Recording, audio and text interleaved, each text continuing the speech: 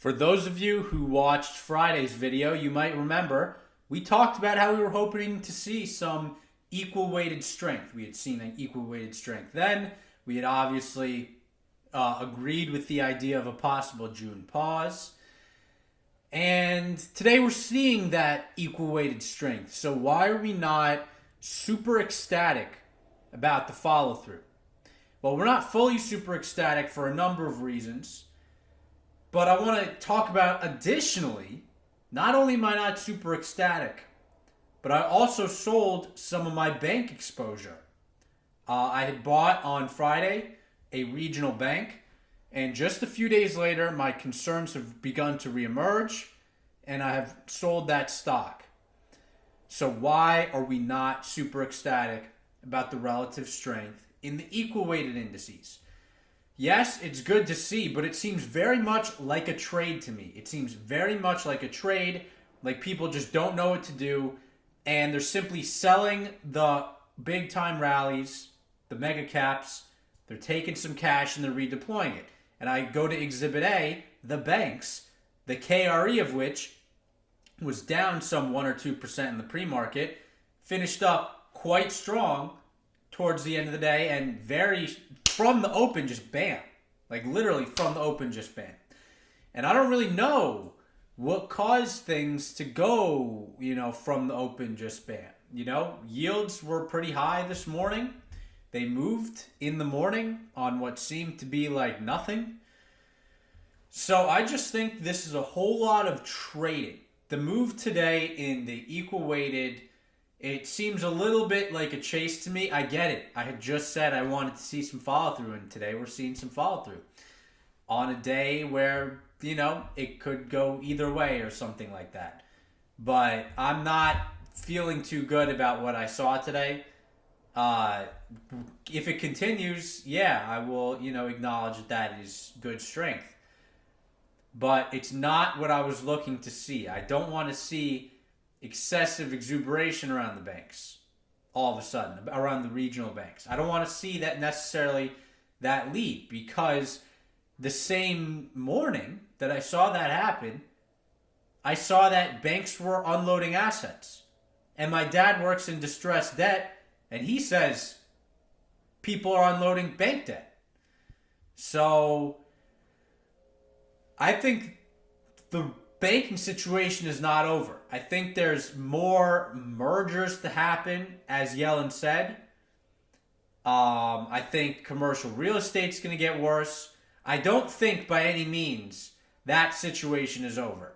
I bought one bank because I had done some homework and I believed that that bank was in a good position for a long-term situation.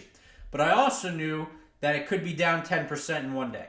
So when I saw the KRE down this morning, I didn't know if anything was going on, but I said, you know what? I don't need to take this risk right now. I know the situation is going to get worse. I'll just wait to buy it then. And I have absolutely no regrets about that decision, despite its modest recovery today. But to see the KRE do that, when I know more bank situations are coming down the line, it's like, how can I possibly get super excited about equal weighted strength when I know a lot of that equal weighted strength is this kind of thing? I know the Russell moving today is that bank stuff. So, maybe I'm wrong. Maybe I'm hallucinating. Maybe I'm a little too scared and on edge. Maybe I should have kept that bank stock. But I'm not all I'm trying to say is I'm not liking what I saw today. I talked yesterday, or at least I'm not super convinced about what I saw today on a day with literally no economic news. I made a video yesterday about cycles, about debt cycles, and I expect that to continue. Ray Dalio today released a masterclass. I'm very excited to watch that tonight, and possibly learn some more about debt cycles, because I don't think that this is an appreciated situation in the market at this moment. Maybe that's because it was overappreciated in terms of how quickly it would come last year, leading to a relatively strong move last year. And then people got into this year and said, oh, it's not happening. It's still happening, okay? Let's not forget, the Fed did its first rate hike in March of last year. So these things take time to play throughout the economy.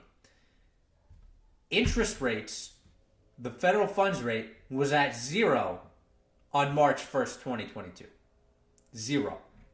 Inflation was, I don't know the exact number, 7% CPI, 5.5% core, the same number we're at right now.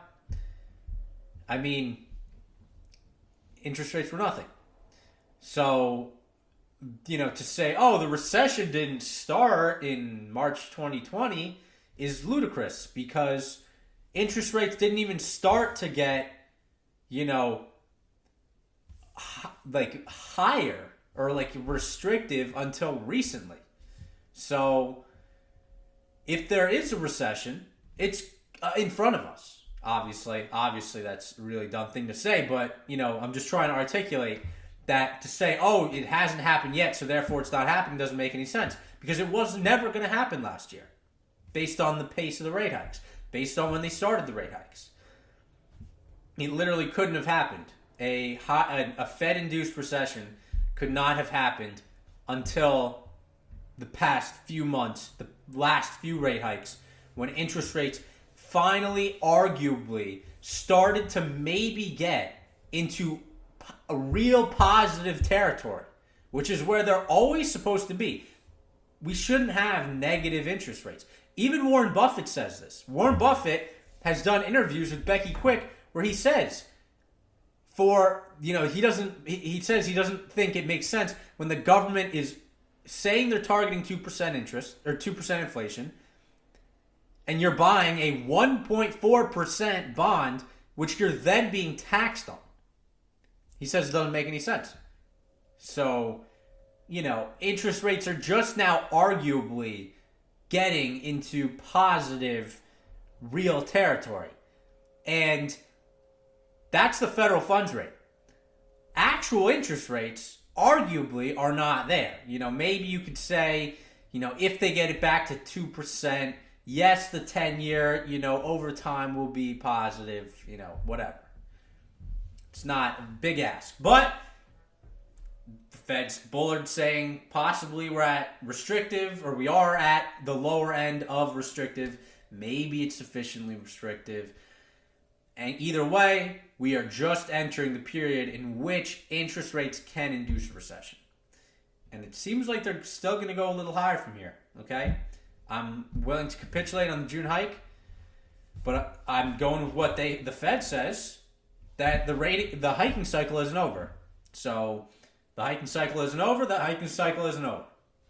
We'll see what happens. But anyways, equal weighted. Yes, some strength, but I'm not willing to say the downside is over. And to see all that strength, or a lot of that strength, come from the banks really be a total outperformer today. Do you understand how it makes me raise an eyebrow? Because it makes me raise an eyebrow. That's all I'm trying to say. That's all I'm trying to say with this video.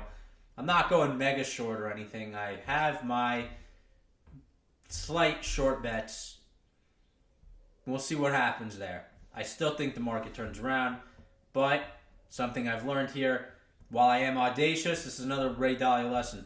I've learned humility to balance with my audaciousness, and hopefully that will serve me well in the long run.